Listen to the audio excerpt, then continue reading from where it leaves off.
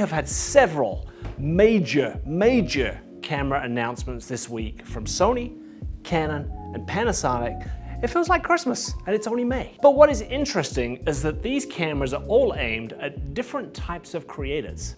So we thought, instead of simply comparing specs, we wanted to talk about something more important, which is who these cameras are actually for. What kinds of filmmaking and photography do they excel at?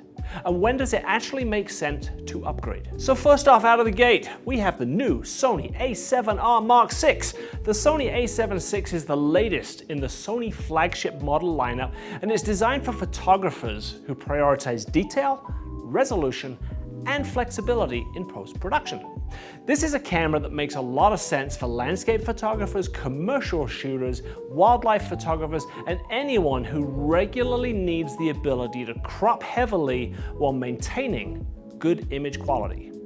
Sony's autofocus system continues to be one of the biggest strengths of the Alpha line, and paired with a high-resolution sensor, this feels like a very capable tool for the demanding professional workflows. As far as upgrades go, this camera probably makes the most sense for photographers coming from older A7R bodies like the 3 or the 4.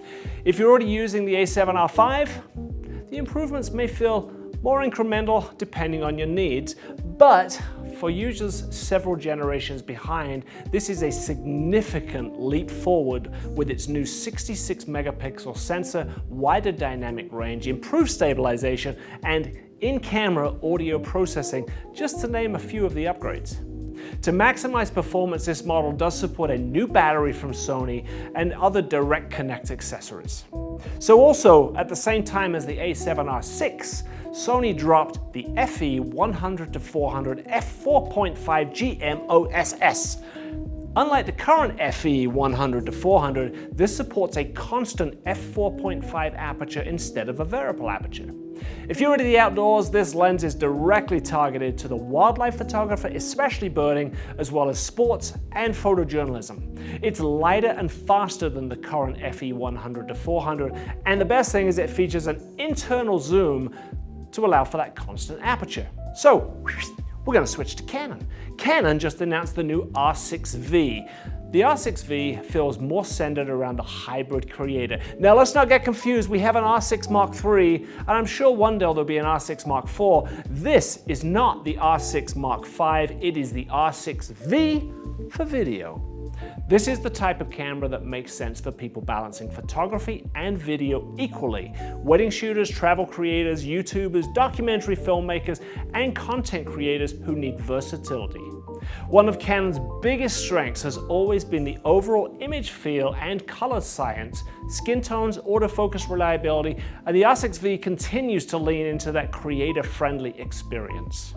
The current R6 users, the upgrade conversion really depends on how heavily you have moved into video production. The best way I can describe this camera is the performance of the Canon R6 Mark III combined with the video and compact design of the R50 V. If your workflow is becoming increasingly video focused, this starts to look like a very compelling upgrade, especially with its 7K capture and 32 megapixel sensor. But if you're primarily shooting still photography, your current R6 III or R6 II may still serve you extremely well, and it may just be a good time to invest in new and better lenses. Talking of lenses, Canon also announced the new RF 20-50 f4 ISU PZ. The R6 V comes body only, and it comes kitted with this lens.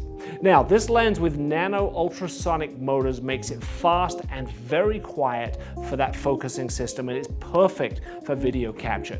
Personally, I can see this lens being used on the go, content creation, and street photography. We said Panasonic had something. We're gonna go compact. They have a new L10. The Panasonic LUMIX have announced an award-winning compact camera in the new L10. One of my favorite compact cameras from a few years ago, which I still use today, is the LUMIX LX10. It's often my go-to pocket camera. This L10 is a long-awaited release from LUMIX, who once again, thank you, playing in this category. The LUMIX L10 is designed for everyday inspiration, featuring a bright Leica 24 to 75mm f1.7 zoom lens. Large center, real-time LUT color tools help with you create beautiful images straight out of the camera that you can share on social media instantly. It's a premium everyday camera made for street, travel, and those daily moments. This camera makes a lot of sense for filmmakers as well, who deeply care about codecs, recording flexibility, monitoring tools, dynamic range, and post-production workflow. For creators already invested in the LUMIX ecosystem, especially users of older Panasonic bodies, this feels like it could be a very natural second camera for those portable days of creation without taking all of your gear. What's the most interesting about these three releases is that none of them are trying to do exactly the same thing. The Sony A7R VI prioritizes detail and resolution. The Canon R6 V focuses on the hybrid creator experience. And the Panasonic L10 is clearly built for that take everywhere, on the go, travel and content creator. If you are considering an upgrade, the most important question isn't which camera is best. It's which camera fits the way you create. Let us know which one you would choose. And hey, let us know what you're currently using. Don't forget to like, leave some comments, and subscribe below. But instead of being mic out today with so much new stuff, I think it's a mic drop. Cut, rewind, sneak, step in.